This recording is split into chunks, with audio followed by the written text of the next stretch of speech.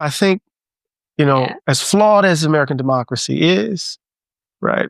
As flawed as it is, it is, Okay. right? And so part of what I've been trying to do is to stand in a tradition in which Black folk have thought about its meaning, right, from within it, not within America as such, but within the precepts and the values and commitments that democracy commends. Part of the way in which we think about democracy, we have to think about it close to the ground. Yeah. Right? Not up here, not in an abstraction. John Dewey says democracy is a way of life. It's not just simply processes and procedures. Right? It's a way of life which affirms the dignity and standing of everyday ordinary people, right?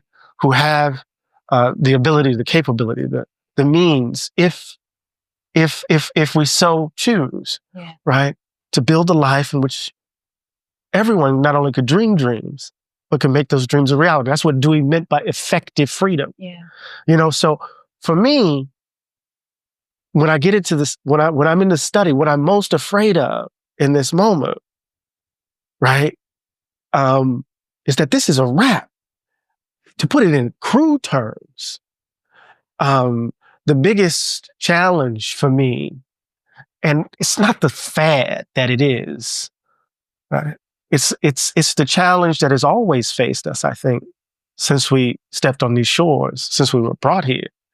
And that is the challenge of pessimism, the challenge of what Du Bois called it, the temptation, not of despair, but doubt. Right? Remember, temptation of hate is the adolescent temptation. Temptation of despair, but doubt. Am I throwing pearls before swine? It's the, Crummel's judgment of Black folk.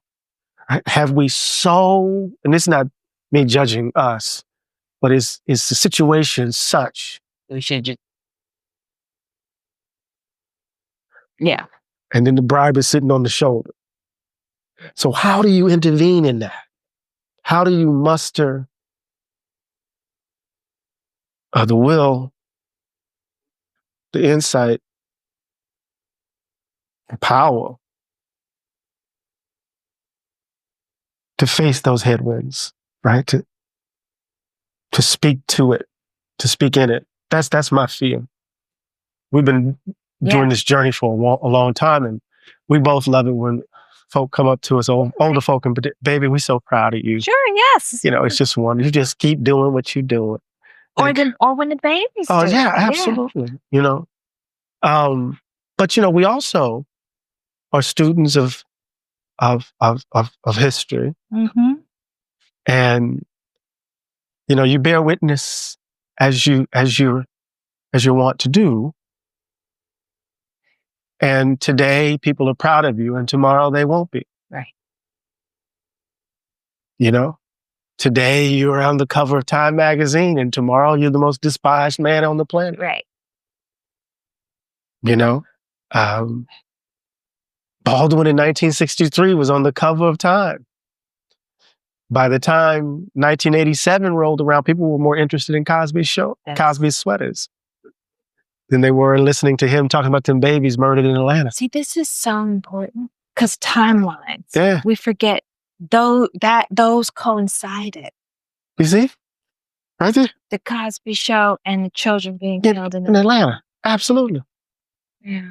We were so focused on that brownstone and those sweaters and Claire Huxtable and those children. And representation. See, that's exactly. Representation making us feel good. So you're right. You're right. Oh, it's hard. Yeah, you're right. It's wonderful. You're saying something right, but then you get caught up in that. You get caught up in that, and then you lose sight of what you're really supposed to be doing. And what we're supposed to be doing is what we do when we sit down at the in our studies alone. And that is confronting the fear, being vulnerable, trying our best to bring the full weight of our bibliography to bear on the subject at hand. For me, trying to transition, which you've helped me do, transition from the straitjacket of our training, academic training, into a kind of writing that can tap the depth of the emotion that informs why we came to do this stuff in the first place. Right. right? And what follows from that follows from it.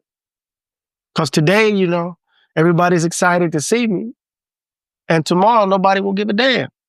I appreciate that. I appreciate that in the context of discussion around fear.